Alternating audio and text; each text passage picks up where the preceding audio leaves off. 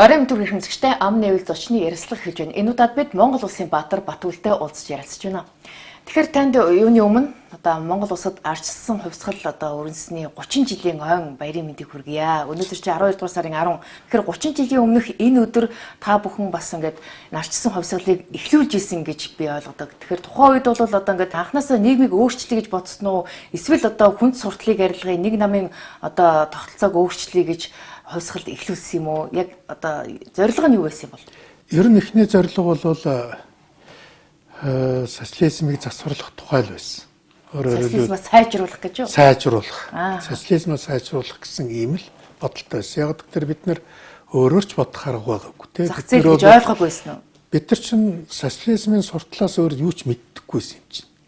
Социализмын номлол сурталыг л бидэнд зай завсаргүй чигчээсэн болохоос бид өөр ертөнцийг хараагүй тийм ээ. Тэр барууны тухай зүгээр л муучлсан үзэл суртлын нэвтрүүлэг үзчихсэн болохоос үнэн мөн байдлыг нь бол мэдэхгүй шүү дээ. Удахгүй капитализм сонирхож байгаа л гэж юм сонсч байсан, дуулж байсан. Тийм учраас бол бид бол зүгээр социализмаа боловсронгуулгыг гэдэг тийм ээ. Сайжруулъя л гэдэг юм санаа бодолтой бол анх гарч ирж байсан. Яагаад би ингэж асуусан гэхээр тухайн үеийн 90-ад оны бичлэг дээр бол Ленин багшийн төрсөн өдрийг тэмдэглээд босч малгайгаа авч ясалж исэн гэж тийм бичлэгүүдээр бас үлдсэн байдсан байлээ. Тэгэхээр тэрнээс хараад би тэгж ойлголт авсан юм байна. Тий, Сүхбаатарын талбай дээр цуглаан хийгээд элбэгдэр зүгжээс үг хэлэхдээ л Ленин багшийн төрсөн юу вэ? Нас барсан төрсөн өдөр нь ч үлээ гэж хэлээд. Тий. Үгүй 4 сарын 22 биш 1 сард байсан. Тэгээд яг эдгээр 9 өвлийн хөтөө үед бид нэр тэгээд элбэгдэр гинтхэн малгайгаа авч явслаа гэд. За. Ингээд явцсан. За мэдээж хэрэг бид нар чинь бас тэр үедээ бол Ленин багшигаа мундаг хүн л гэж бодсон байсан байхгүй. Тэгээд үнэхээр бүгдээрээ л хүндэтгэлтэй малгайгаа авчихсан. Ер нь бодоод үзэхэд бидний тэр социализмыг засварлах Ленин багшд хүндэтгэл үзүүлэх гэх зэрэг тэр үеийн зүйл нь бас нийгэмдээ бол ойлгогдоод байсан байна. Яг л бидэнтэй адилхан социализмыг сайжруулах гэдэг санааг нь нийгэм дэмжижсэн.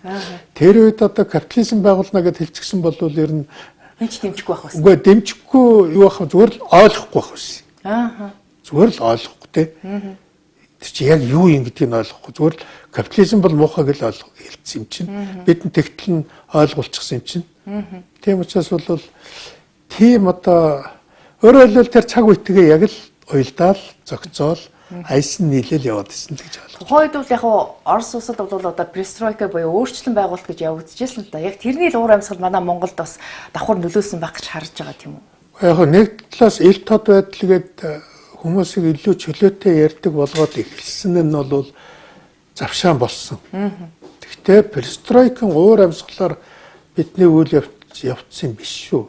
Тэрний үхээр зэрэг ерөөсөө монголчуудад тэр эрх баригч тэр тийм ээ тэр годомжин тэмцээсэн залуучуудад бол харин нэг их айхтар дотроо тээж явсан бодол байсан. Тэрний үхээр энэ зөвлөлт тулсаас Монгол улсынхаа хараат байдлыг гаргая. Зөвлөлтийн тоглоомын дэглэн байх болёо. Монгол улс чинь бол зөвлөлтийн тоглоомын улс байлаа шүү дээ. Эннээс бол гарыг гэдэг нь бол ерөөсөө л эрх баригч байсан. Ямар сандаа тухайн үеийн улс төрийн товчооны гишүүн намсраагаа улс шиг улс болох юмсан гэж хэлж ирсэн байхгүй юу? Улс шиг улс болох юмсан гэж. Тэгэхээр таасаа хэлж штэ тэр үеийн эрх баригчид хүртэл энэ зөвлөлтийн дэглэмээс гарыг гэдэг бодолтой байсан гэж. Тэгвэл зүгээр зарим түүхчид бол бас арай өөр тайлбарладаг л да. Арчилсан хувьсгалыг бол арчсан намынхан хийгээгүй маа. Тухайн үеийн хувьсгалт намын бас нэр нөлөө бүхий 14 эрдэмтэн анх энэ асуудлыг гаргаж ирж тавьж ингэж энэ нийгмийн өөрчлөлтийг хүндж тавьж ясаа энэ нь бол энэ арчилсан намынханд ашигтайгаар туссан гэдэг байдлаар бас яриад идэг л та. Яг тэр бол зүгээр л арчилсан хүчнийхний өөрөг оройлыг бууруулах гэсэн ийм улс төрийн санаатай зорилготой л үйл ажиллагаа байхгүй. Жишээ нь тий мөнх бат нарын тэргүүлж байгаа ийм тайлбар явдгийг бүр киноч хийж байна. Тэр чиглэлээр нь арчилсан хүчнийхэн баг юм хийгээгүй гэдэг ийм гутаас өнгөйстэй бүхэл бүтэн том бүтээлүүд гарсан. Гарчиж байна. Одоо сүүлдээ 37 дугаар зөвлөг гэдэг кинон дээр бол бүр Нэгмэтсэн чинь сүултээ ерөөсөө арчилсан хүчний залуучууд биш одоо рецидив гэмт хэрэгтнүүд нэг талаас нөгөө талаас бол одоо тэр тухайн үеийн эрх баригч дээдсүүдээс одоо үүрэг даалгавар гээд хийц юм шиг ийм одоо одоо гажим ярьж байна л да. Тэгээд энэ бол зүгээр санаанаасаа зохиосон зүйл. Жишээ нь одоо Америкийн Холливуудын киноч байдаг үстэй тийм ээ. Америкийн ерөнхийлөгчийг алаад л тэр үстэй тийм ээ. Тэгээд Америкийн ерөнхийлөгч эсвэл бол хүн алдахгүй л тэр нэг юм Холливуудын кино байдаг үстэй тийм ээ. Тэр шиг л тийм л кино. Харамсалтай нь кино бодит байдал баримт хоёрыг ялгадаггүй үзэгчд залуу үзэгчд маань бол энэ ер нь тэгсэн байна гэдээ ойлгочихж байгаа байхгүй. Тэгсэн байна гэд. Ер нь зүгээр тухайн үед бол яг хувьсгалыг бол огтны хамраач цус гарахгүйгээр хийсэн нь бол эхий дахинд гайхшруулдаг л та. Гэхдээ зүгээр магадгүй эрх баригч тухайн үед одоо зайгаа тавьж өгөөгүй бол тийм байдал үүсгэхэд тун ойрхон эзэгтэй нөхцөл байсан гэж ойлгодог л доо. Тэгэхээр тэр үед монголчуудын аз гийхэд эрх баригчид залуучуудын аль аль нь жинхэнэ тусгаар тогтнолоо олж авахын төлөө тэмцээд байсан байхгүй юу? Өөрөөр хэлбэл тэдний цаад одоо ауры гэдэг юм уу тийм ээ? Цаад ашиг сонирхол нь нэг байгаад байхгүй юу? Тэд хоёроосоо хоорондоо хилцэж ярилцсан ч юм биш. Хоорондоо төсөлдөд маргалдаад байх юм байхгүйсэн гэж юу? Үгүй хоорондоо зөвлөлтийн одоо хараанаас гарч жинхэнэ тусгаар тогтнолоо байгуулъя гэж хэлэлцэж зогтсон юм биш. Өөрөөр хэлбэл тэр үеийн түүхийн оюун санаа тийм байсан. Түүхийн одоо дуух гэж хэлдэг тийм. Хувьсгалын тохироо бүрднэ гэж юу? Хувьсгалын тохирол бүрдэхгүй юу? Өөрөөр хэлбэл эрх баригчид нь одоо Москвагаас удирдуулаад амар гүйл санагдсан тийм. Залуучууд нь ийм тоглоом улс амар гүйл санагдсан. Тэр түүхийн оюун санаа гэж энийг хэлдэг байхгүй юу? Өөрөөр хэлбэл тэр үйл явдалд оролцож байгаа хүмүүсээс үл хамааран тэдэнд нэг юм шивнээд байна түүх өөрөө. Зөвлөлтийн колон байха болооч. Өнөө түүх шивнээд нь шүү дээ. Жинкнээс тусгаар тогтнооч. Та нар тоглоом улс байна штэ гэдэг энэ санааг өөрөө түүх бидэнд шивнээд байхгүй да. Тэрэнд аль аль нь автсан байсан учраас өөрөөр хэлбэл түүхийн ашиг сонирхол нь нэг байгаад байсан. Тэгсэн мөртлөө хоорондоо ерөөсөө тэгж нэх уулзаж ярилцаж хэлцээгүй ч гэсэн за ер нь жишээ нь би чамд нэг сони жишээ хэлье. Жишээ нь засгийн газар хоорондын комисс хуралддаг юм. Тэр нь 4 сард хурлуулсан тийм өөр л. Өөрөөр хэлбэл засгийн газар хоорондын зөвлөлтийн засгийн газрын сайд нар манай засгийн газрын сайд нар нийлээд Улаанбаатарт хурлцсан 4 сард. Тэгэхэд тэр үеийн ерөнхий сайд, тэр үеийн засгийн газар нь тэр гудамжинд явж байсан Баатар гам болд зориг 3-ыг засгийн газрын тэр комиссын хуралд оруулчихж байгаа. За. Ямар ч одоо статусгүй хүмүүсийг. Ямар ч статусгүй хүмүүсийг. За. Яаж байгаа гэхээр нөгөө залуучуудыг оруулж тэр Оросын талынхны эсрэг үг хэлүүлээд байхгүй юу? Өөртөө хэлж чадахгүй юу? Өөртөө хэлж чадахгүй үгээ тэр залуучуудаар хэлээд байхгүй. Яг бол Орос зөвлөлтийн засгийн газрын төлөөлөгчд нэрээ загнаа авчдаг байхгүй юу? Дагаа баахан үүрэг даалгавар авчдаг байхгүй юу? Урдаас нь эсэргүүцэж чадахгүй. Урдаас нь жоохон айгаад эсэргүүцэж чаддаггүй байхгүй юу? Тэнгүүтээ нөгөөдөл чи яасан гэхээр Баатар зориг гам болд этрийг оруулаад нөгөө залуу 3 залуучуудыг оруулаад засгийн газар хоорондын комиссын оруулаад суулгачихж шít. Юу за тэгэхээр ч одоо танаа арчилсан намынхан арчилсан хөдөлгөөнийхэн ч одоо эрх баригчтайгаа баг хувилдсан болж таарах гэдэг. Өөрөөр хэлбэл эрх баригчт нь биднийг арчилсан хүчнийг нөгөө Орос зөвлөлтийн одоо коммунистуудын эсрэг үг хэлүүлэхэд ашиглаад байхгүй юу? Харин тийм болж таараад шүү дээ. Тийм үгүй харин тэгээд хэлж штэ. Өөрөөр хэлбэл бид нар тусгаар тогтнолоо жинкнээс олж авах гэдэг. Өөрөөр хэлбэл түүхийн оюун санаа гэж одоо Гегли хэлээд байдаг үг чи энэ юм байна. Түүхийн оюун санаа гэдэг нь бол тэр оюун санааг илэрхийлж байгаа хүмүүсээс хамааралгүйгээр бүгдийг нэг удирдамжаар хангацдаг. Тэгвэл таны саяны жишээн дээрээс харахад ерөн зүгээр арчилсан хувьсгалыг юм уу арчлалыг ингээд нэг хэсэг цөөн хүн өмчлөх гэдэг асуудал байж болохгүй. Монголчууд бүхний дээрээ энэ санаанд нэгдчихэж одоо гарч ирсэн гэж ярьдаг л да. Тэгэхээр хэсэг хүн өмчлөөд би арчлагч одоо жишээлбэл таныг би бас тэгж хэлдэг хүмүүсийн нэг гэж хардаад байгаа л да. Би арчсан хувьсгалыг одоо анхдагч байсан. Би л одоо арчлыг авчирсан. Би ерөөсөө тэгж хэлж байгаагүй байхгүй. 90 оноос хойш бааварч тэр элбэгдэрч тэр энэ арчлал нийтийн үйл хэрэг шүү. Нийтийн өмч юм шүү. Арчсан мөр өмч биш. Өмч биш шүү. Энийг бол харин хамгийн их хэлдэг нь бид нар байсан. Хамгийн их хэлдэг. Бүр тэгж ярих юм бол одоо энэ түүхийн дуудлагыг бол бид нар аль тал нь ойлгож хүлээж авсан учраас бол жишээ нь одоо Монгол ардын хувьсгалт намыг устгахыг шаарддаг байсан. Манай намын одоо их радикал жигүүрнэ. За. Устгаач. Наад коммунистуудаа зайлуулаач. Саяхан хүртэл тийм ярилцлага гарсан байлаа. Баатар-Үүл энийг эсэргүүцсэн гэж. Тэгэхээр зэрэг хувьсгал намыг устгахыг эсэргүүцсэн гэж. Тий, эсэргүүцсэн гэж одоо намайг буруутгаж одоо хүртэл тэгж ярьсан байгаа. Саяхан ч бас тийм ярилцлагууд гарсан байлаа. Тэгэхээр зэрэг би үнэхээр тэрийг эсэргүүцчихсэн. За. Ягаад би эсэргүүцчихсэн гэхээр зэрэг үгүй харчлан нэг нь нөгөөгөө устгах гэж хийсэн зүйл биш. Хэрвээ одоо нэг нь нөгөө хүлээн зөвшөөрч. Энэ бол арчил бол нийтийн үйл хэрэг юм аа. Олон номын тогтолцоо. Олон номын тогтолцоо энэ бүхэн ч нийтийн үйл хэрэг болохоос биш нэг нь нөгөөгөө устгах гэсэн ажил биш. Хэрвээ нэг нь нөгөөгөө устгах гэж оролдох юм болвол нөгөөх нь устгахгүй тул тэмцгээс өрөхгүй. Тэгвэл Монгол хоорондоо иргэний тайм болно. Тийм биз дээ. Яг бол чамааг устгах гэж байгаа юм бол нөгөөх нь тэгвэл би юу гэж устгуулд ингээл зэвсгэлэн болсон шүү дээ. Нөгөө баруунтан зүүнтэн гэдэг шиг л түүх давтагдана тийм үү? Үгүй баруунтан зүүнтэн ч биш. Баруунтан зүүн чинь нэг нам дотор хоёр фракцийн тэмцэл. Арчил суучин хувьсгалт намыг устгах гэдэг бол хоёр том хүчний дайн гэсэн үг. Дайн бол. Тийм учраас бол би энийг монголчуудын одоо нийтийн үйл хэргийг бол ингэж хаглахыг зөвшөөрөхгүй л гэсэн. Тэгэхээр зүгээр ардсан хувьсгалын 30 жилийн өнөөдөр харахад өөр ардс намынхан юу ихэвчлэн сөрөг хүчнийхэн л онцолж тэмдэглээд байгаа юм шиг харагдаад байна. Эрх баригчид ягаад энэ тал дээр бас ачаал өгөхгүй байгаа юм бол гэж би харин гайхаад идэв. Ягаад эрх баригчид энд ачаал бүгдэл өгдөггүй би ерөөсөө ойлгохгүй.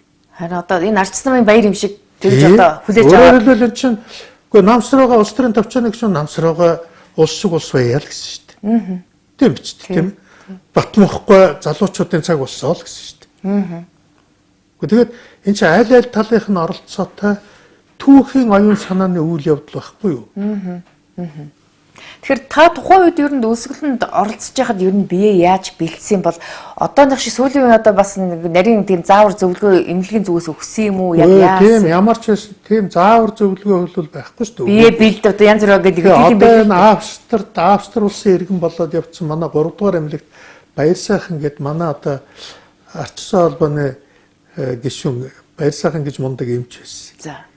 Тэр маань л бидэнд зөвлөсөн. Үгүй энэ гидсээ цэвэрлэх ёстой шүү гэж.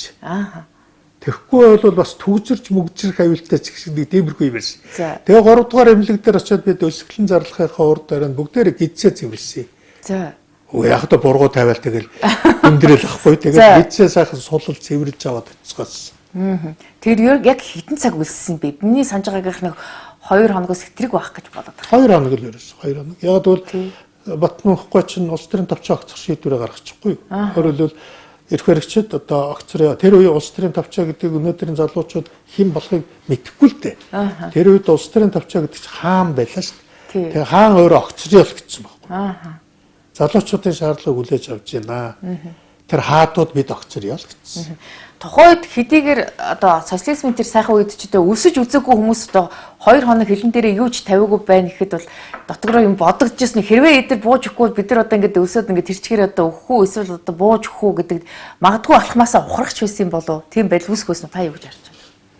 Би яг тэр өсөглөн зарлж ирсэн төлөөлөгчдийг тэргүүлээд телевизийн одоо нөгөө шууд ярилцлаганд орлоо шүү дээ. Эрх баригчдаас ерөнхий сайдаас содномгой тийм ээ бям сурангой ингээд бүр дээд түвшинд хүрээд ирсэн бүгдээр чимтгой дээр бүгд хүрээд ирсэн. Нөгөө талд нь бол одоо зоргоо тэргүүлсэн арчилсан хүчнийхэн тийм ээ одоо Баатар одоо юу гэдгийг луу бол баясгалан одоо сая баясгалан гавья тавлаа л да тийм ээ. Жишээ нь ингээд гих мэтлээ. Ингээд телевизэн шууд ярилцсан дээр талбай дээр өсгөлэн зарлж байгаа улсыг төлөөлөөд дөрвөлж галсан дорж битгүр батсан. Талбайц галсан дорж байна. Тэгээ би бол очихдоо улс төрийн товчоог огцрох тухай шаардлагыг хэмч мэдээгүйсэн үе шүү. Би нөгөө хоёртоо ч хэлээг батсан. За та яаж мэдсэн? Огцрох миний тавьсан шаардлага байхгүй юу?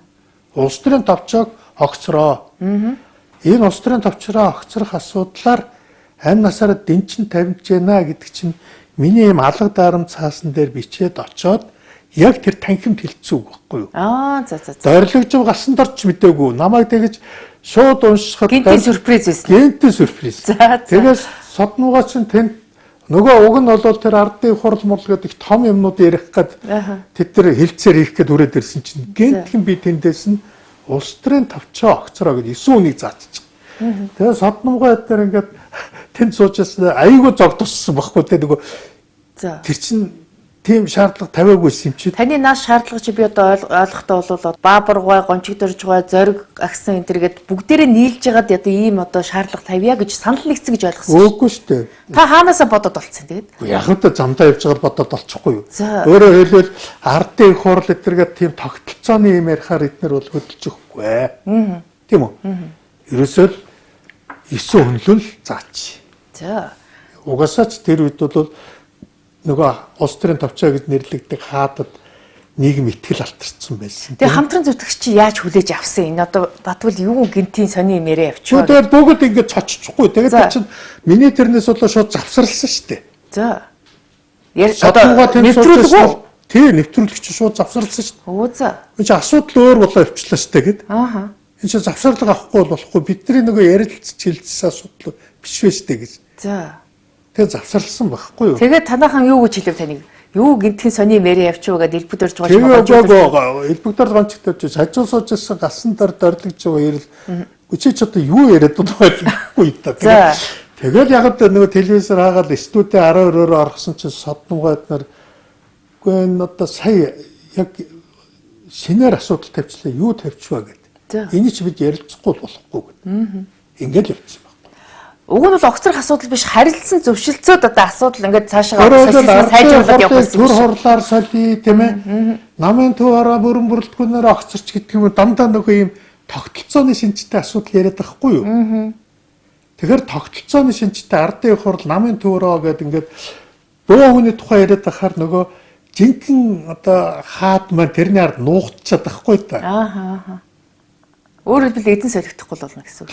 Тэгэхээр л шууд хаад руу зараад үгүй та одоо өөрөөр хэлбэл хаанд очивол та болиол гэсэнтэй адилхан байхгүй. Тийм л юм болчихгүй. Энээс чинь болол ер нь тогтолцооны өөрчлөлт болж хувирсан юм байна гэж ойлгоо. Яг тэгээ тогтолцооны өөрчлөлт рүү явах үе таалгыг нээчихгүй. Харин тийм л л да. Уг нь социализмаа сайжруулах гэсэн шаардлага тавьж явснаа гинтхэн огцруулах асуудал үүдээд бүр өөр нийгэм байгуулах асуудал яригдаад явчихсан гэсэн. Одоо нөгөө Францын хувьсгал, Октябрийн хувьсгал гэдэг шиг л хааныг огцруул гэсэн байхгүй. Нууцшил одоо энэ санаагаа та хаанаас олж одоо авсан юм бол гинтхэн замдаа явж бодож олно гэдэг чинь бас яг үнэмшилгүй байна л да.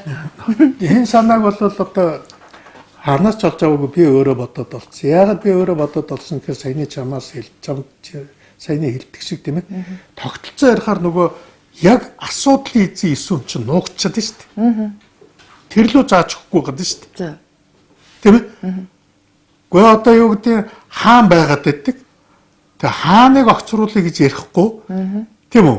Одоо парламент байгуулъя ч гэдэг ийм юм яриад дуулдаг хаан ч тэрийг бодлуулаад ах байхгүй юу? Харин за ойлголоо. Гэхдээ би таныг наад санаагаа зөвхөн хааныг огцруулах шаардлага тавингуудаа оронд нь та өөрөө очих бодолцолд санаа байсан юм биш үү гэсэн хардлага байна. Ер нь тэгэл байр солигдох асуудал үүссэн шүү дээ тий. Тэр чинь ягаад гэвэл бид нэр одоо хааныг солонготой очих ямар ч болцсон байхгүй шүү дээ. Ягаад гэвэл тэр чинь төрийн эргэлт болоо явчихна. Гэтэл төрийн эргэлт бол үнэндээ зөвшөөрөхгүй. Яг бол үндс хуулиар орд. Тэр үндс хуулиар ч ороод та шинээр хийж байгаа үндс хуулийн төсөлч тэр нь байна. Тэр бол ер нь хориотой зүйл. За тэгэхээр танд тийм бодол ер нь байгаагүй юу? Ер нь одоо магадгүй одоо огцронгууд би одоо оронд нь очих юм байна гэж бодол байсан уу? Ер нь их сайн шүү дээ. Тэр үеийн бид нэр ерөөсө халбан тушаалны төлөө ерөөсө явдаг байсан. Яг уу одоо нөхцөлөд яг тийм байлаа ш. Нэг нөгөө огцруулгуудаа өөрөө оронд нь очдог. Харин чи өнөөдрийн нүдээр яриад. Тий, өнөөдрийн нүдээр хараад ш. Тэр үеийн залуучуудад тэр эрхчлээ арчил гэдэг үнэт зүйл нь чухал болохоос шүү дээ. Тэр халбан тушаал гэдэг бол ерөөсө бүр санаанд ч орж байгаагүй тийм ээ. Бүр ерөөсө баг халбан тушаал гэхэр сэжиглэн. Бүр сэжиглэн. Би чи одоо дорилог жавыг шатар сайд болох гэж би яаж үл өвчсөн гэж бодчих. За юу гэсэн үг вэ? Баярлалаа одоо зөв тэгээ идэх байх гэж ойлгоод байгаа шүү дээ. Эхлээд зоргийг Бямсрангуй нөгөө анх засгийн газар шинэ одоо 90 оны 7 сард сонгуул боллоо. Мөн үү? Ардчилсан хүчин чинь нийлээд бол парламентын 40% авчлаа шүү дээ. Тэгээ Бямсарангуй тэр үед бид нар шилжилтийн үед байна. Бид нар шинэ үндсэн хуулиа хийх асар том зорилттой. Тийм учраас засгийн газраа хамтарч байгуулъя. Хэдийгээр бид нар олон болсон ч гэсэн. Гээд ардчилсан хүчин санал тавьсан. Тэгээ Бямсарангуй би ч нэг намын даргач учраас Бямсарангуй надаас Баат-Үүлэг чи шатар сайд би тэгэхэд бараг л битээ димэр гэсэн үдээсэн заа. Тэгээд нөгөө Бямсарангуй зоргийг одоо тавив гэд. За. Зориг тачаад үгүй чи одоо ардчилсан намын төлөөлөл шатараа сайд гэсэн зориг ёстой бараг нүүрлүү нөлмөн үсттэй. За. За ингээд намын дэд дарагч дорилогч байхгүй тийм ардчилсан намын дэд дарагч. Дорилогч явд дээр л явж боолаа. За. За би ч намын дарга дорилогч явыг чи шатар сайдлаа гэсэн чинь чи намайг ястаа энэ коммунистуудтай засгийн газрын хамтарч өөрөө засгийн газар байгуулчаа чи тэгээд намайг ор гэж байгаа мүү гэд нөгөө чинь тэд чинь зүгээр цамнаад коммунистуудтай би хэзээ засгийн газар дурахгүй. За. Мөн цамсаа. Бямсарангуй тэнд гуугаад идэг. За. Бямсарангуй хэлж байгаа үндсэл нь үнэн байхгүй өөрөөр хэлбэл одоо бид шинэ үндсэн хууль хүртэл хамтрах хэрэгтэй байна. Нэгэсэндээ нэг шилжилтийн засгийн газар л хэрэгтэй шүү дээ. Хэрэгтэй байна тийм. Энэ дээр хамтрах хэрэгтэй. Тэгэхгүй бол энэ бид нар шинэ одоо та нарын нөгөө тэмцэж олсон нийгмич байгуулж чадахгүй гэдэг. Тэр нь ч үнэн. Тэнд ч дайдлогч бүр цугтаагаад болчихсон. За, тэгээ яаж болж байгаа? Мэдгүй одоо мартчих яаж болчихсон ч. Тэгэхээр зүгээр тухайн үед одоо ингээд нөхцөл байдал юм байсан ч гэсэн одоо өнөөдрийн энэ ардчлал ер нь та бүхний тэр зорж байгуулсан ардчлал мөн үү? Эсвэл бас жоохон өөр тийшээ явах гэдэг нь та юу гэж харж байна? Бидний зорж хүссэн ардчлал биш. Гажчлаа. Ер нь ардчлал гэдгийг өстэй одоо өргөн утгаар нь ойлгох юм бол нийгмийн иргэн бүр хүндлэл хүлээх хэрэгтэй нийгэм байхгүй юу? Өөрөөр хэлбэл хүндлэл иргэн бүр хүлээх хэрэгтэй. Тийм үү? Тийм. Тэгтэл одоо бол ерөөсөө эн чинь олигархын дэглэм болчихлоо шүү дээ. Өөрөөр хэлбэл бүх эрх мэдэл цөөхөн гадарсан. Эдийн засгийн эрх мэдэл тийм ээ. Улс төрийн эрх мэдэл энийг чинь олигарх гэдэг юм. Ерөөсөө улс төрийн онлоор. Тантай тэмцэж явсан нөгөө ардчилсан хувьсгалын анхдагчид ч гэсэн одоо ингээд олигарх гэж нэрлэгдээ тэр бомтонгууд болчиход л байна шүү дээ. Тэгэхээр одоо эрх мэдэл одоо албан тушаал хөрөнгө мөнгөний төлөө тэмцэж явсан болоо гэсэн ийм бас нэг ойлголт хүмүүс төрж эхлэв. Үгүй харин ингээд одоо нэг зовлонтой юм олигархаас болоод нийгмийн одоо ойлголт бодлоод байна. Үгүй Билл Гейтс олигарх мөн үү? Биш. Стив Джобс олигарх мөн үү? Биш. Элон Маскыг олигарх гэдэг үү? Үгүй. Тэр бомтонгууд л гэдэг л. Тэр бомтон. Яг тэднийг олигарх гэдэггүй. Яг тэгвэл тэд нар төрийн эрх мэдлэр бизнес хийх. Улс төрд ордгоо.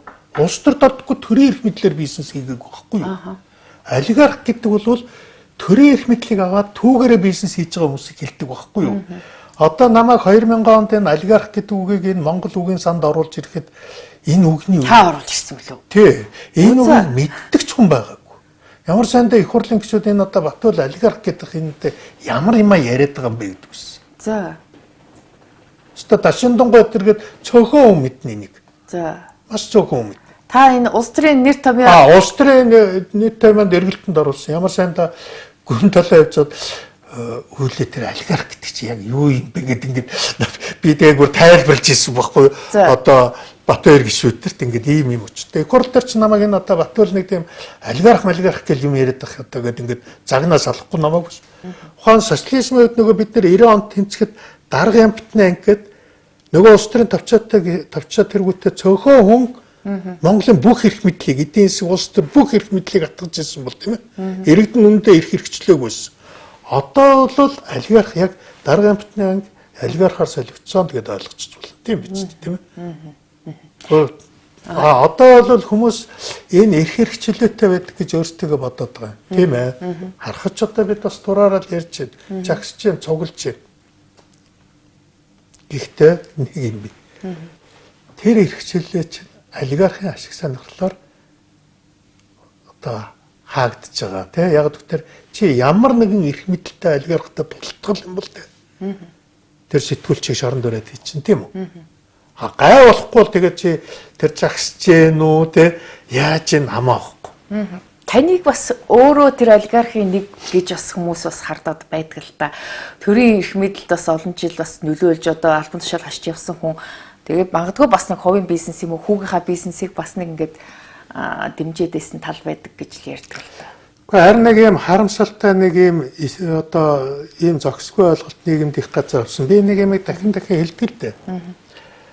Миний хүүхдүүд ерөөсөө төрд хизээч холбосч байгаагүй. Чулуудаа бол одоо жишээ нь 90 онд арчилсан хувьсгал яригдл 90 оны арчилсан хувьсгалын хүүхдүүд одоо нэг 40 настай хүүхдүүд бол ерөөсөө тэр нийгэм бизнесийн нийгэм гэж ойлгоцсон. Бизнес рүү л явсан ерөөсөө бүгд.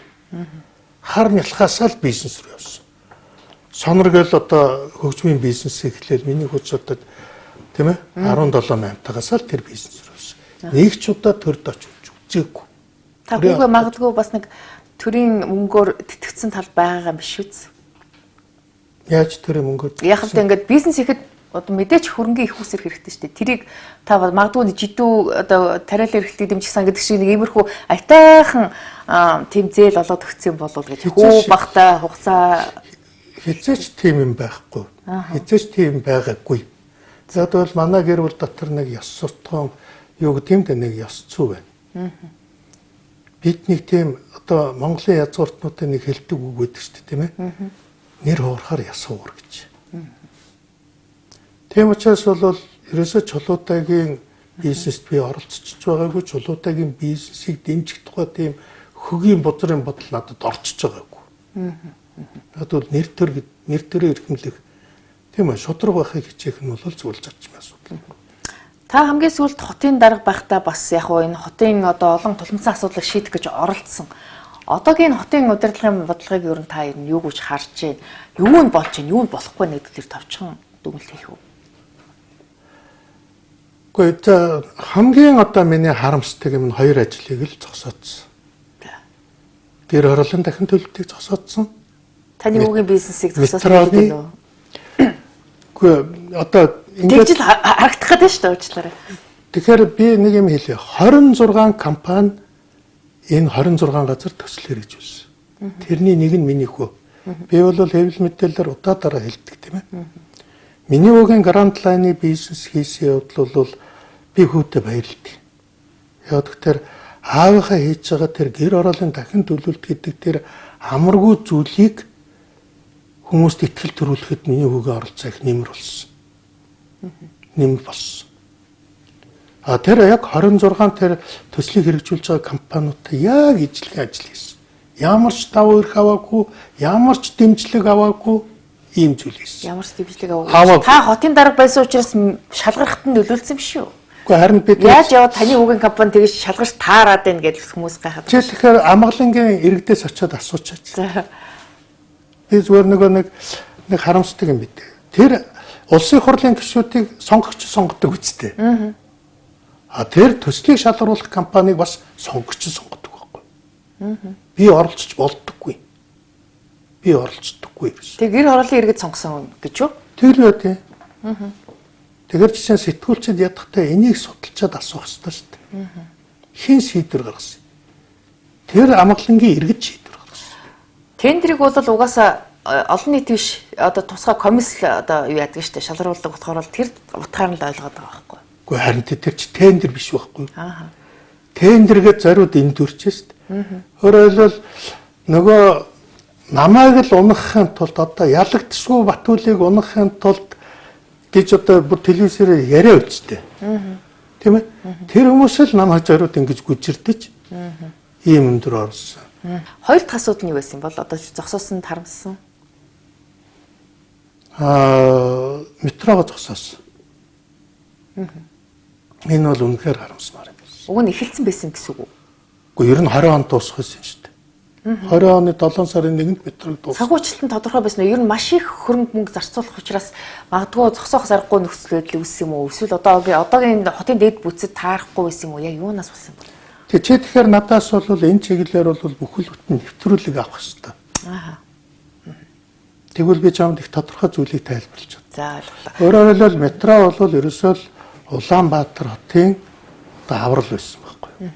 Тэгэхээр таныг одоо яг хотын дарга байхдаа шийдэж чадаагүй нэг асуудал энэ утааны асуудлыг шийдэж чадаагүй гэж би харддаг л та. Тэгэхээр одоогийн энэ засгийн газрын утаагүй түлш гэдэг энэ шамал түлшний үйлдвэрлэлийг ингээд дэмжиж утаа басны боломжийн хэмжээнд одоо багасч ингэж үр дүн харагдаад байна гэж ярьдаг. Танд ч гэсэн үр дүн харагдаж байна уу? Ер нь хөрөлсөх бол утааны асуудлыг шийдвэрлэхэд, хөрөнгө мөнгийг шийдвэрлэхэд бол их дөрвтэй алхам байсан. Үнэхээр дөрвтэй алхам байсан. Далаацтай ч алхам байсан. Би энэ тухай бол бас нийтлэлтэй бичсэн л дээ. За. Уг нь бол үнэхээр ийм дөрвтэй алхам ерөнхий сайд нар авсан бол бүр хотын дарга мөнгө хоёрын үдчийн асуудлыг шийдэж байсан. Тэгэхээр одоогийн хотын дарга ерөнхий сайдын зарим мөнгө шийдвэр байсан. Бидний үед энэ шийдвэрийг уг нь яг үнэндээ ирэх дээр бас ерөнхий сайд тавьсан.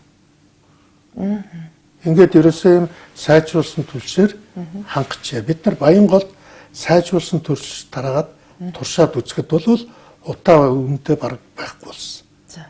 Тэгэхээр ерөнхий сайд дараад энийг ингээд шийдъя. Ингээд сайжруулсан түлшийг ерөөс бүтэн хангачаа. Тэгвэл утаа. Та аль ерөнхий сайд дээр нөрсөн? Алтан уугийн ерөнхий сайд. Танаа намайг хоёр ерөнхий сайдаас уучраас асуугаад байна.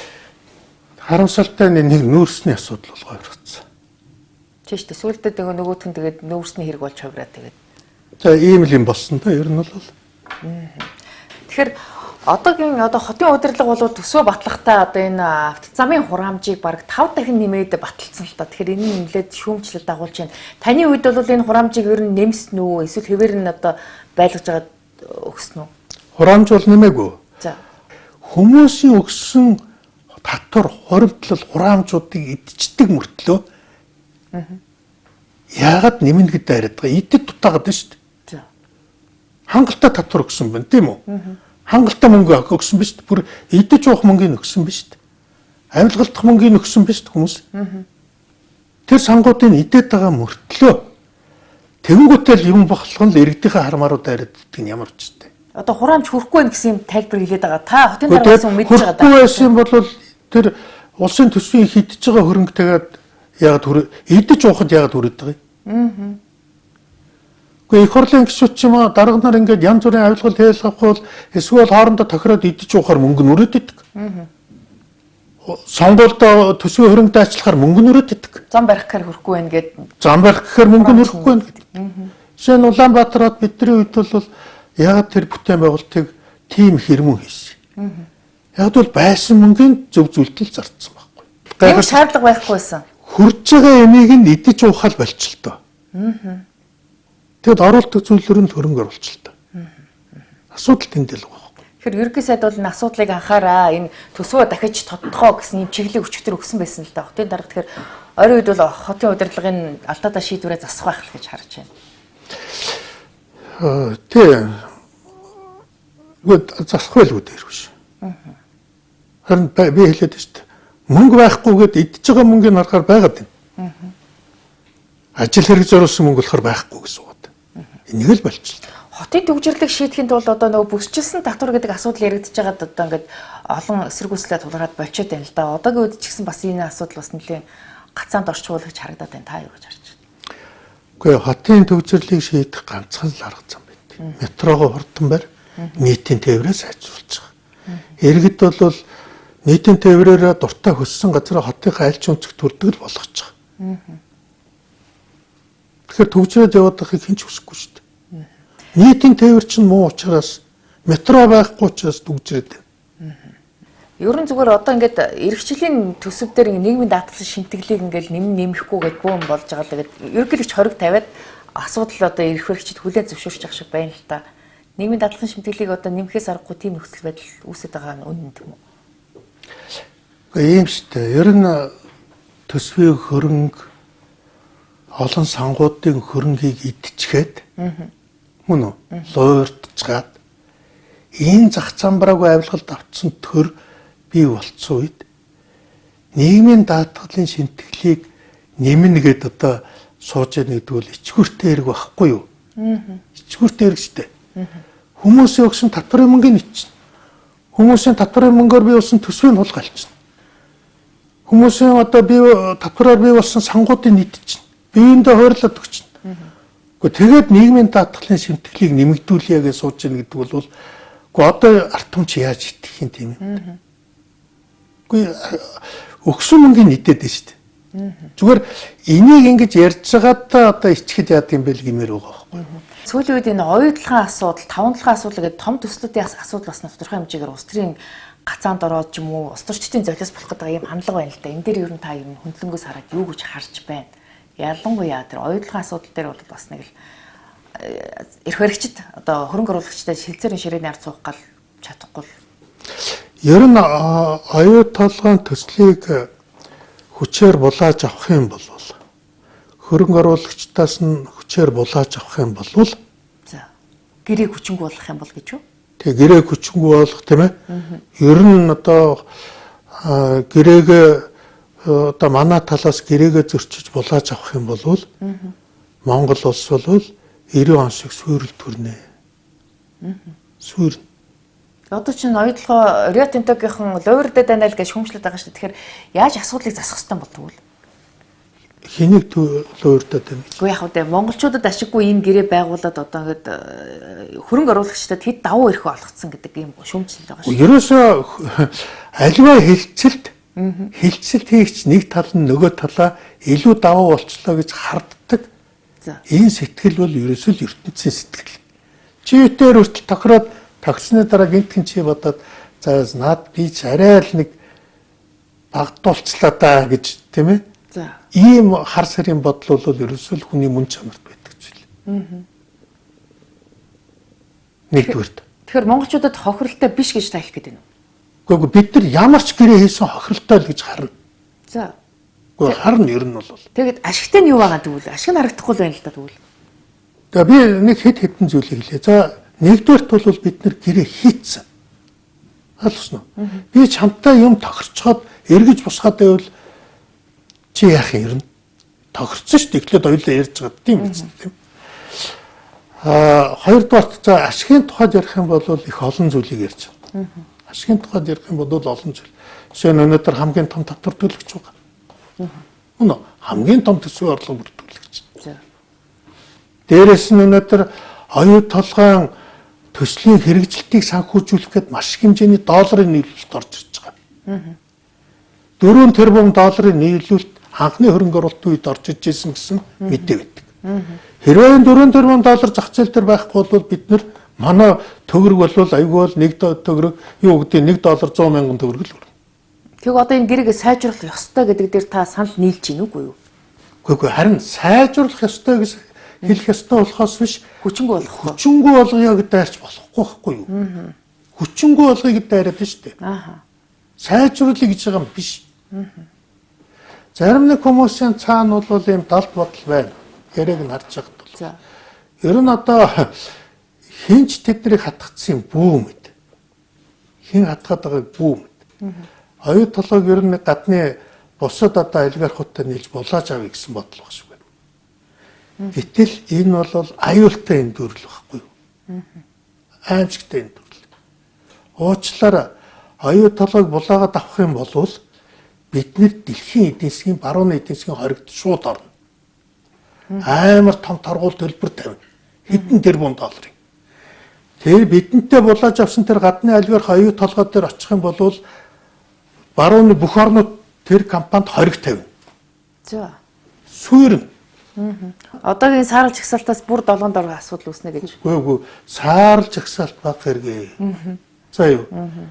Ер нь бол оюу толгойн хөрөнгө оруулалтын нэг л Монголд үзүүлсэн нэг маш чухал юм байдгийн байхгүй юу? За. Тэр маш чухал юм нь юу юм бэ гэвэл гадны хөрөнгө оруулалтыг татсан гэж юу? Үгүй. Оюу дэлхийн Рио Тинто гэдэг мундаг одоо хөрөнгө оруулагч Монголд ирснээр Монголын элдийн эдийн засгийн алтан баталгаа болсон байхгүй юу? Одоо тэрийн саарл жагсаалт боллоо хийчлээ шүү дээ. Дараа нь оюу толгойг бид нэр дээрэмдэд орох юм бол бас бүр баларна. Өөрөөр хэлбэл Монголын эдийн засгийг хөрөх чадвартай болгосон байхгүй юу? Гэтэ би чамд яг өмнөдөө нүүхэндээ нэг юм хэлчих тийм ээ. За ер нь энэ популистууд би заримдаа эгдүүцгэрэ боддгийн дээрэмдүүлчихээсэ гэж. Юу хүсв үү? Үгүй яа тэгвэл хүн чинь алдчихж ухаардаг. Алдчихж ухаардаг. Мөн үү? Яг хөө тэр үед бол популистуудыг одоо Венесуэлд Угачавасыг хөшөөг нь залуучууд очиод дэлбэлж нурааж. Угачавас амьд байсан бол өдөрт Венесуэлд дүүжлүүлж байгаа. Яг тэгвэл Угачавасыг үдсэн ядж. Популизм өөрөө ингэж өөрийгөө авдаг байхгүй. Монголчууд популизмын гайг ер нь үдчээж ойлгох гэдэг нь болов гэж бодож байна.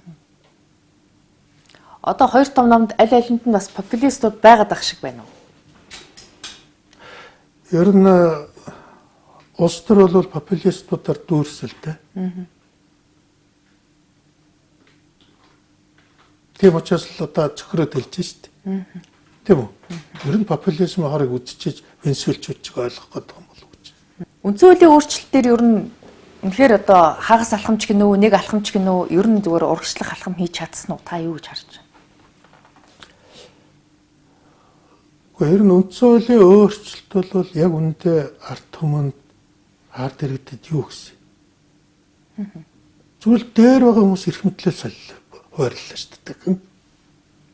Ерөнхий сайдын эрх мэдлийг улсын хурал байсан эрх мэдлийг ерөнхий сайд шилжүүллээ.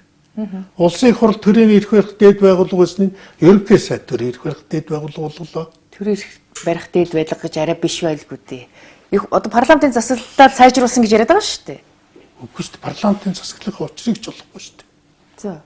Парламентын засаглал гэдэг нь мэдчихгүй шүү дээ. Шал худлаа мэдэн хэрэг шүү дээ.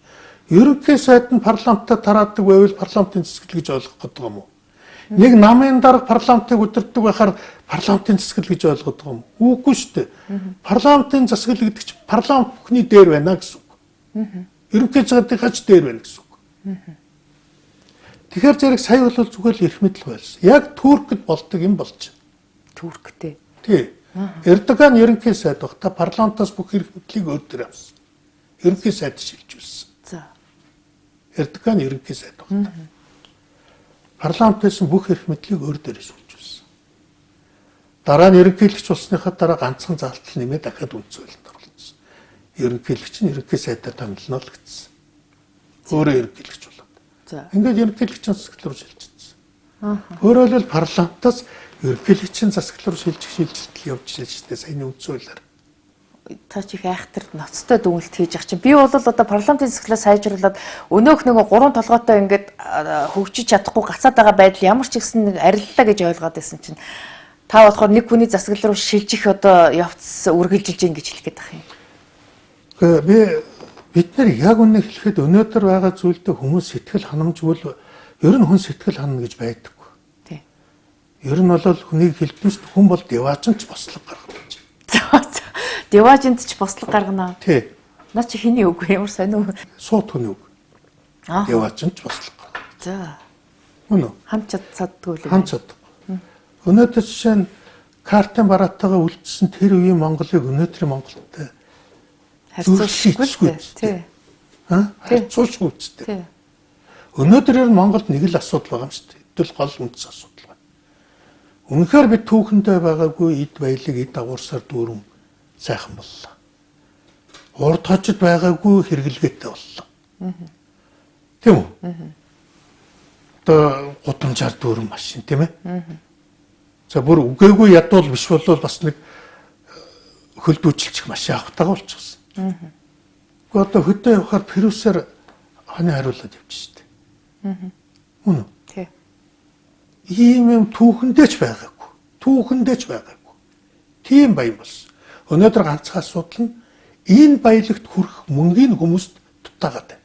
Хуваарлт нь буруу байна. Хуваарлт нь буруу. Баян ядуугийн ялгаа баян ядуугийн ялгаатай биш ээ. Баян ядуугийн ялгаатай байгаа юм биш. За ер нь чамаас зөвлөд асууя. Хэдүүлээ ер нь бүгдийн тэгшдэглээд хөрөнгө хураачил гэж ярих гээд байна да. Тэгвэл социализмаа байгуулна гэсэн үг ч тийм. Ахад бүгдийг нийгэмчлээ л да. Тэгээ бүгдийг л тэгш болгохын өмчөрөнгө. Тэгвэл 90 оны ардчсан хувьсгалын утга юу юм тэгвэл. Гэхдээ өнөөдөр 30 жилийн хооронд юм олсон улсууд энийг зөвшөөрөхгүй байгаа. Аа тийм. Тийм үү? Энэ нийгэмч. Малчтай өрөнгө хураа гэвэл одоо малчч буу бариад босно үү? Тэгнэ. Чи одоо энэ баян дэлгүүрийн эцдийг хаяа хөрөнгөний хураа гэвэл бүгд босно үстэй. Тийм учраас энэ бол бүтлгүй санаа. Гэхдээ энийг бүтээх гэж оролцоод улсаа хохируулчих гээд байна л гэж би болгоомжлоод байгаа. Шудраг усан хонгил гэж яриад байдаг. Тэр хонгилд одоо гол асуудал байна гэдэг. Одоогийн үндсэн хуулийн өөрчлөлтөөр хонгилыг нурааж чадах нь та юу гэж харж байна? Юу ярьж байгаа юм бэ? Өнөөдөр үндсэн хуулийн өөрчлөлт яг ийм эрх мэдэлтэй болсны дараа л Муаммар Каддафи бий болсон юм шүү дээ. Өөрөөр хэлбэл эрх мэдлийг төвлөрүүлж аваад маш их хэмжээний шудраг усын хонгилыг бий болгосон. Замаа алдсан. Хонгилыг улам тэлцсэн гэж хэлэх гээд байна уу та? Тэглэгээд юм. Тэлэхээр болох. Одоо бүхнийг чаддагч нэг хүн л юм шийдэх гэж шүү дээ.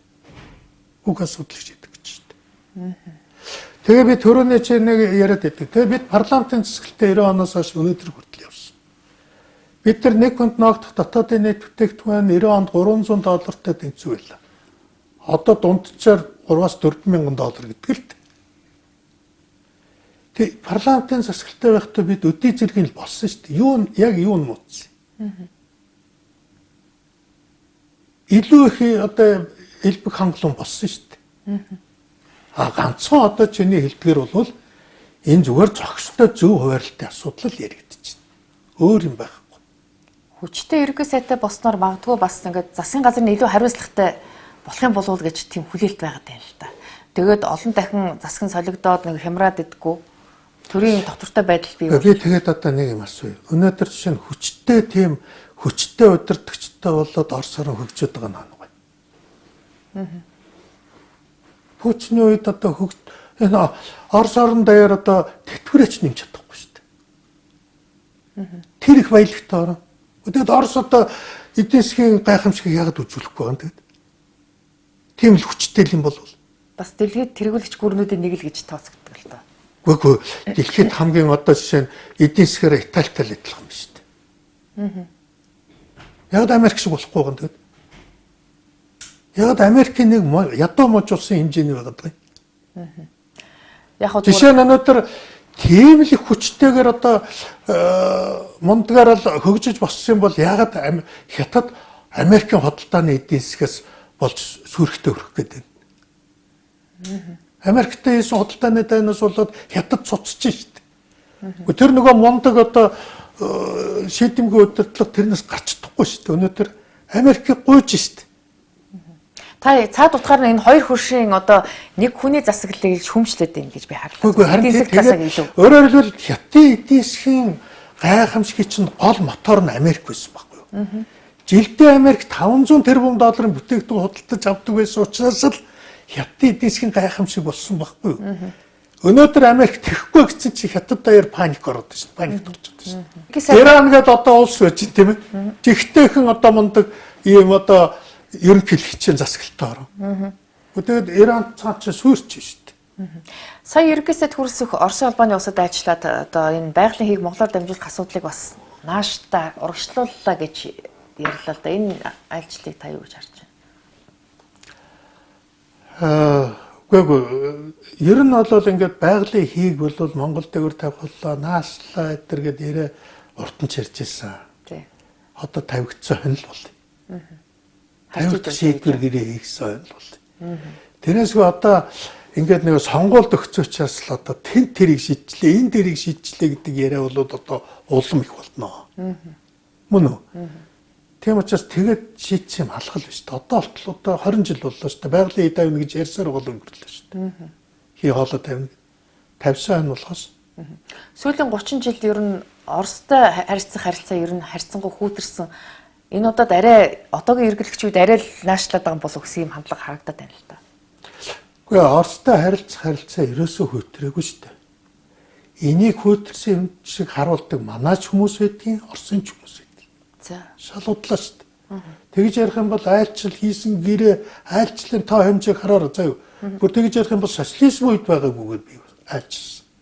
Социализм үед байхгүйгээр энүүд хийсэн. За. Хамаагүй дэвшсэн байхгүй юу? Зүгээр л зөвлөлтийн колони байсан Монгол орн бие даасан жинкнээсээ тусгаар тогтнолсон. Мөн үү? Энэнд нь дургуутдаг хүмүүс байдаг байхгүй юу? Оросууд яагаад одоо бензиний үнэтэй өгöd байгаа юм бол яагаад татвараа бууруулахгүй байгаа юм бол гэдэг. Орос бензин манай дотроохоос л хямдхан өгдөг шүү дээ. Тийм үү? Тийм шүү дээ. Би бол илүү үнэтэй өгдөг л гэж хардаг. Үгүй яалаа гэж. Тэгэхээр энэ штэ зүгээр л зөвлөлтийн үеийн колони байсан Монголыг тусгаар тогтносон Монгол гэж ойлгодог. Одоо тэр Монголыг сэргээх гэж зүтгээд байдаг байхгүй. Өөрөөр хэлбэл зөвлөлтийн өмгөөлөлд байсан Монголыг л жинкнээсээ тусгаар тогтнол байсан Монгол одооны Монгол тийм биш гэж ойлгодог ийм одоо ярва улсууд байдгийн шүү дээ. Тэгээ эдгээр л одоо тэр Орос Монголын харилцаа мууцтай шалгуудлаа домог яриад байдаг байхгүй. Одоо ингээд зүүн баянлуу төмөр зам тавих асуудал дээр бас Оросууд хамтрахаар болж байгаа шиг байна. Тэ. Гэхдээ би бүр гайхаад байгаа. Яагаад энэ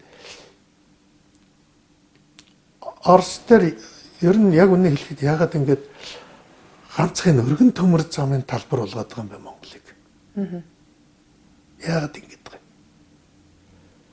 Үндэсний аюулгүй байдлын үд нийслэл гэж тайлбар гардаг л та. Үгүй тий, тэгээд бүр нэг инээдэнтэй юм ярьж байгаа. Нөгөө үндэсний аюулгүй байдлаа ойлгож байгаа байдал нь яг сая би хэллээ шүү дээ. Одоо нэг ярьж байгаа. Нарийн төмөр зам тавьж яагаад болохгүй юм бэ гэсэн чи ятуу танктайгаа ороод ирнэ гэж байгаа. Зэвсгээ зөөгд ирнэ гэж байгаа. Одоо тийм хачин юм ярьж байгаа.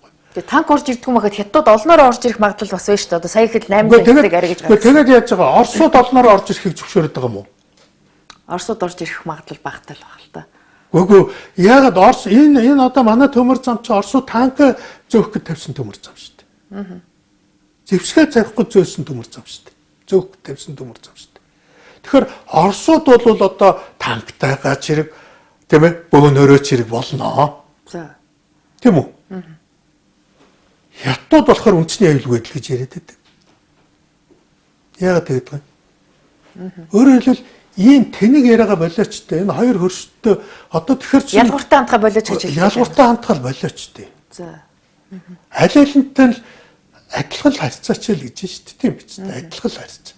Хөршөө сонгодгоо гэдэг шиг мэдээж хоёр том хөрштөөгөө яаж иж байгаа л учраа олвол эвдээ найртай одоо оршин тогтнох шаардлага байна л да. Тэгэхээр Шанхай хамт ажиллагааны байгууллагад Монголыг элсүүлэх асуудал дээр хоёр хөршийн зүгээс нэлээд шахалт үзүүлээд байгаа шиг байна. Энийг та юу гэж харж байна? Шанхай хамт ажиллагааны байгууллагууд яг энэ ямар байгууллага гэдгийг өөрсдөө ч сайн ойлгоогүй байна. Тийм үү? Шанхай хамт ажиллагааны байгууллага анх бол зүгээр терроризм эсрэг байгууллага байсан.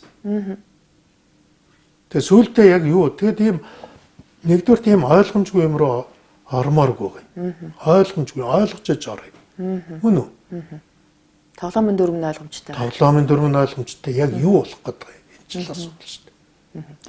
Та ирэх сонгуульд өрсөлдөх үү? Гэхдээ одоо залуучууд явах цаг болсон. Та зайгаа тавьж өгье гэж хэлэх гэж байна уу? Гэхдээ залуучууд явах цаг болсон. Би залуучуудыг дэмжинэ. Танаа арчсан нам ирэх сонгуульд хэр зэрэг одоо амжилт гарах бол? За энийг бол тааж хэлэхэд үнэнтэй амаргүй. Тийм учраас би тааж хэлмээргүй. Зүгээр яг өнөөдрийн байгаа ийм улс төрийн идэвхгүй байдлаар мөн үү явах юм бол амжилт олохгүй. Жишээ нь одоо 60 тэрбумаар эрх баригчид хууль бусаар засгийн эрх авсан гэдгийг шүүх нотолцоод байхад манай нам яагаад дугаагаад байгаа юм бэ? Уг нь эсэргүүцэл шүүмжлэл байгаа л да. Үгүй чи төрийн эрх мэдлийг хууль бусаар авчаад яагаад талбай дээр гад тэмцэхгүй байна? Яагаад тулдахгүй байна? Төрийн эрх мэдлийг хууль бусаар авчин гэж шүүхэн шийдвэр гарч чадсан шүү дээ. Жагсаал хэд удаа 60 тэрбумаар төрийн эрхийг хууль бусаар авч болдгийг ийм зөөлнөр зөвшөөрч худлаа нэг гомдол мэдүүлэх төдийгээр суух юм бол 20 оны сонгуулийг 120 тэрбумаар авна шүү дээ. Тэгээ яагаад тэгээд байгаа юм? Ингэж болохгүй шүү дээ. Ийм бол ялагдана. Одоо бол ийм өхөн цус төрийг хинч дагахгүй, хинч дэмжих. Танаа нам 7хон судалтай учраас шийдвэр гаргах төвшөнд нөлөөлж чадахгүй байна гэж харлаа л та. Гэхдээ 2хан судалтай байсан шүү дээ. Тэгтэл тракторт орж ирэл байсан шүү дээ. Гүн далаа ганцаараа үзэж тараал байсан шүү дээ. Бид тэмцэж байгаа дийлэл гарсан шүү дээ. Тэр үед эрх баригчид өвдгөн чичээ суудаг л байсан шүү дээ. 2хан судалтай л байсан шүү дээ. За ингээд бидний ярилцах цаг үгээр өндөрлөж байна. Ингээд бидний урилгыг хүлээж авч тайлбаргүй сайхан ярилцлага өгсөнд баярлалаа. Тэгэхээр Монгол улсад ардчилсан хувьсгал өрнөсний 30 жилийн ойн энэ өдөр ардчлалын одоо үнцийг энэ ардчилсан хувьсгалын одоо үүх түүхээс та бас хамгийн сайн мэддэг хүний хувьд одоо өнөөгийн ардчлалыг цаашид яаж зөв зам руу голдролд нь оруулах вэ гэдэг тал дээр бас өөрийнхөө үнцэнтэй байр суурийг илэрхийлсэн танд баярлалаа. Би чамд энэ үгийн төгсгөлд нэг сая чиний хэлж байгаа зүйл дээр нэг зүйлийг нэмж чи чамд хатсан санагддаг байна. За. Гэтэ би чамаас хүсэж байна энийг бол одоо нэвтрүүлгээс одоо хаслгүй хийж өгөөрэй. Өнөөдөр Монголын ардчлал, Монголын хөгжил дэвшлийн ирээдүй гэр хорооллын хашааны газар эзэддэг байна. Энэ гэр хорооллын хашааны газрын эзэд бол нийгмийн дунд чанга юм байна. Өмч хөрөнгө нь үнгүтцэл болохоос биш нийгмийн дунд чанга гэж. Жишээ нь бол баруун нийгэмд өнөөдөр ийм хашааны газартай улсууд бол нийгмийн дээд шим шүү дээ. Нийгмийн чинь дунд чанга юм шүү дээ. Газрын эзэн гэдэгээрээ. Тий. Энийг наачаад үнгүтүүлээч. Тийм учраас яг үүндээ ардчлалыг цаашаа аврыг гэж байгаа юм бол Монгол улсын эдийн засгийн хөгжлийг ганцхан 5-7 удаалагаас хамааралтай биш болгоё тийм ээ. Монгол улсын эдийн засгийг ахаад 3 дахин том болгоё гэж байгаа юм бол энэ гэр хороол гэдэг оюутлага 5-7-оос тутахгүй баялагийг л эргэлтэнд оруулна. Эдний газрын эзэд гэдгийг хүлээн зөвшөөрч эднэртэй засгийн газар түншлэх ёстой. Ингэсэн тохиолдолд бид хөгжинэ. Ардчлалаа аварна, нийгмийнхээ ирээдүйг аварна. За ингээд таны цаашдаа ажил амжилт хүсье. Манай энэ удаагийн ам нээвэл зочны ярилцлагаар Монгол улсын Баатар Бат-Үүл оролцлоо. Анхаарлаа туссан үзэгч таханд баярлалаа.